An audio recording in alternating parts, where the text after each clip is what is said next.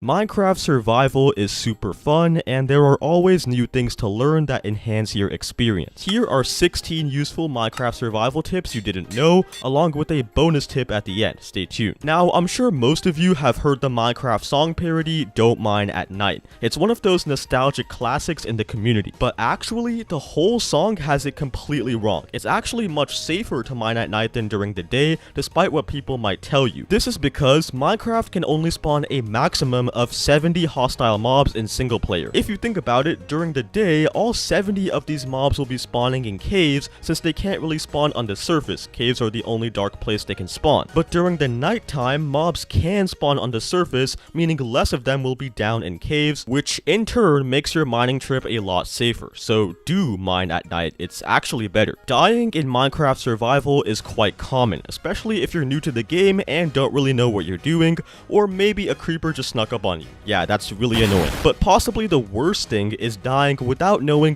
where exactly you died, except there is a way to know that. It's called the recovery compass. It's actually pretty new, however some people just forget about it. It's crafted with a compass and 8 echo shards, which you can find in ancient cities. So you can just make a quick trip to one and loot it, and this compass immediately points to the spot where you last died. So always keep this stashed in an external chest with you for emergency situations. It could save you all of your max gear, provided you didn't fall into lava or something, and plus it works in any dimension, which is nice too. Some Minecraft villagers just need to go, if you know what I'm saying. Maybe they're a nitwit or their trades just suck. I mean, we've all been there before. Only problem is you can't kill a villager without other villagers potentially getting mad and raising their prices for you, and maybe the iron golem getting mad at you too. However, you can kill villagers indirectly. The best ways are to use lava buckets or flint and steels. These types of damage are considered environmental and are not counted as damage inflicted by the player, meaning if you kill a villager this way, other villagers won't raise their prices, nor will the iron golem end up getting mad at you because you technically didn't kill the villager, the fire did. You can actually use this for a bunch of other mobs in the game too. Lava buckets are just awesome. When making an XP or mob farm in Minecraft,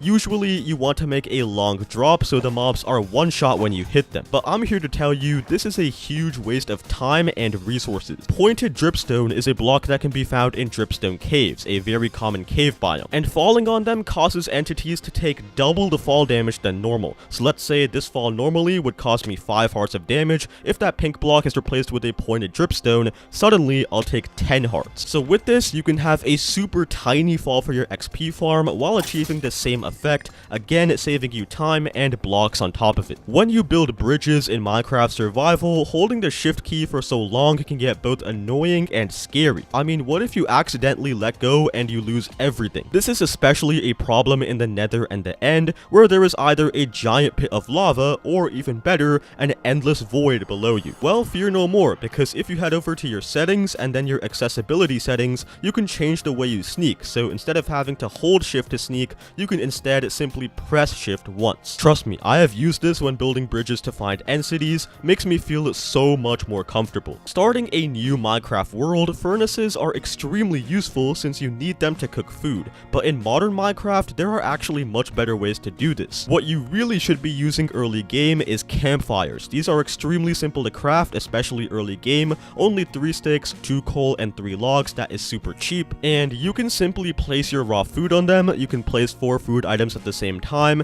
and the campfire will immediately cook them all for you in 30 seconds without using any fuel to do so. It will never run out of fuel, unlike the furnace, which requires you to constantly refuel it with extra wood or coal. This is way quicker and cheaper too. Building structures made out of sand or concrete powder in Minecraft can be quite frustrating, mainly because these blocks have gravity, so they can never be floating on their own unless you hold them up with another block, which just looks really weird and can kinda ruin the look of it. However, there is a way to hold up sand or concrete powder in a structure without ruining it visually. The trick is with string. Simply place string right below the sand or the concrete powder and it will stay floating forever. This is really nice too, because you can't really see the string super well. It's a very small block, so it doesn't really impact how the build looks that much. You do want to be careful of any creepers though, because that could ruin your entire build. Have you ever had trouble transporting mobs long distances? Maybe villagers, maybe a shulker for that one advancement? You know what I'm talking about. Well, whatever mob it is, there is a super easy and quick way to transport them, and trust me, it's not what you think. We are going to be using a boat, but we won't be driving the boat ourselves, like we traditionally do. We're instead going to place the mob inside the boat, should be pretty easy, and now you can actually leash the boat to drag it along with the mob still inside. Okay, sir, can you please stop? Thank you. This works in both Bedrock and Java, and it's way faster than using pistons or beds for the same purpose. You do want to be careful if it's a hostile mob though, don't get too close to it, they can still attack you. And of course, big mobs like horses or hoglins can't be transported this way either since they don't fit in boats. It would be kind of weird if they did. Farming is one of the most important aspects of Minecraft survival, but if you're more mid to late game and have access to enchantments, then you need to be using a fortune tool on your crops. The reason is, fortune gives you more potatoes, carrots, and melons than usual. This is very useful for both villager trading and for food. Baked potatoes and golden carrots are pretty good food sources. And in the case of beetroot and wheat, it'll give you more seeds, which seems useless, but is actually really good because composting those seeds will give you a ton of bone meal to use later on your crops. Basically, the fortune enchantment just became even better. Enchanting items in survival can always be very annoying, especially if you get that dreaded anvil message. Wait, don't say it, don't say it.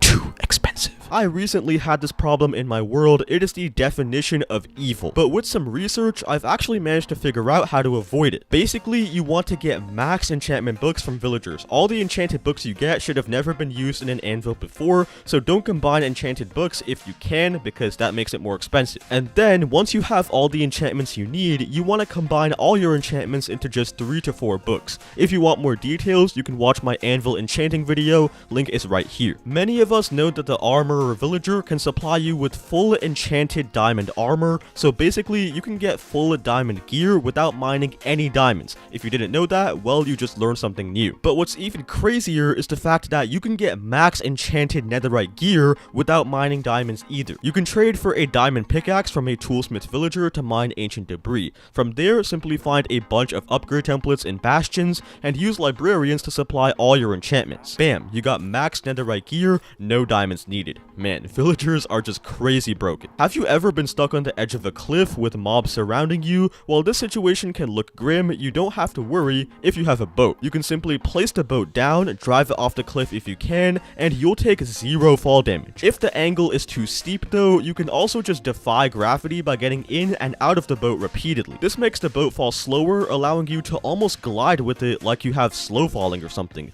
Very useful tip that could potentially save your life. Powdered snow in Minecraft is really annoying, especially if you live in a snow biome. You can build over it, but it's tedious and it's also kind of hard to see, especially if you're not paying attention. Of course, when you fall in this stuff, you start dying, you can't get out, it sucks. But there's a way to defeat powdered snow once and for all. Using leather boots, you can simply walk right over it without falling in at all. And even then, let's say you somehow do manage to fall in, you will gain the ability to climb out of it along with freezing immunity. So if you spawn or live in a snowy climate, you know what to immediately craft. Do you know the best way to farm wood in Minecraft survival? You could make some complicated tree farm, or even better, you could just use 4 spruce saplings. Placing 4 of these in a 2x2 square and bone mealing them will give you a massive spruce tree, which is not only made of multiple stacks of wood, but also has a bunch of leaves too, so you have the potential to get tons of more saplings on top of that. As a bonus, they also generate podzol, which is just a really cool looking block if you have silk touch to pick it up, and also this is really useful for trading sticks with the Fletcher villager. Do you want insanely fast water travel in survival? Well, first of all, ditch the boats. Instead, leash a dolphin. These guys give you a crazy speed boost when you're around them, and you are already 1.8 meters faster with them than when you're in a boat. But if you want even crazier speeds, wear some Depth Strider 3 boots. Now, it is genuinely scary how fast you can travel with this thing. You'll be traveling more than 3 times your regular sprinting speed on land, and this is probably the fastest way to travel underwater. Finding strongholds isn't that easy in Minecraft, being that they are extremely rare, but in Bedrock Edition, it's actually much simpler. Not only do strongholds generate much more frequently and closer to your spawn point, they also almost always generate under villages that are 600 or more blocks away from the world spawn. So every time you discover a new village in Bedrock, try throwing an eye there. You never know, there might just be a stronghold hidden right under it. Sometimes in Minecraft, it can take quite a while for a world to truly stick, so you may play play it for a bit and then not play it again, or you might come back to it later. But one important thing is to always name your worlds. I know this sounds stupid, but name every single world, even if you never play it again. Just don't leave it as new world, or you'll end up like me, where I'm literally unable to differentiate which world is which at all. Thankfully, Minecraft gives a date and time, so at least I can make somewhat of a guess. If you guys did enjoy this video, then please consider dropping a like and a sub,